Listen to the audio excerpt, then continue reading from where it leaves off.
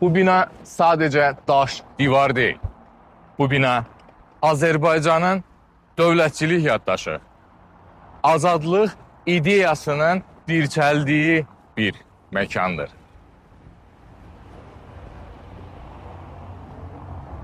...1897-ci ildə Gəncənin ilk ixtisaslı memarlarından biri olan Abuzər bəy Rzayev tərəfindən inşa edilmişdi.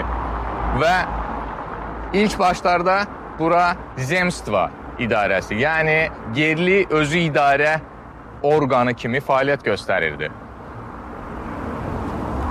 O dövrdə binanın qırmızı kərpiç üslubu, incə naxışları şəhərin simvoluna çevrilmişdi.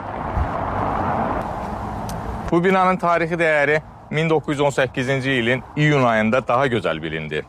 Çünki Azərbaycan Xalq Cumhuriyyəti qurulduqda məhz müvəqqəti olaraq Gəncəyə köçürüldü.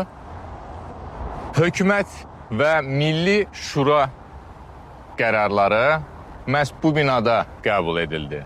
Hətta ilk dövlət bayrağımızın variantı da burada təsdiqləndi. Yəni Azərbaycançılıq ideologiyası bu binadan başlayıb.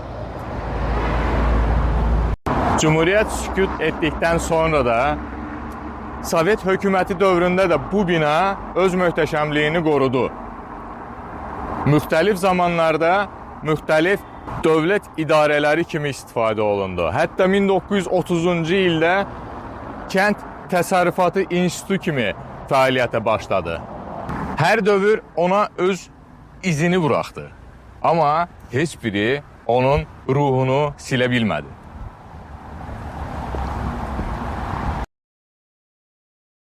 Bugün Cumhuriyet binası sadece bir tarihi bina değil. Bu bizim gururumuzun simvoludur. Bura gelen herkes sanki 100 il əvvələ dövlətimizin qurulduğu ana qayıdır. Bu bina bizə həqiqəti hatırladır. Dövlətlər sadece sənədlərlə değil, elə ruhla qurulur və Gəncənin bu möhtəşəm binasında o ruh hələ də yaşayır.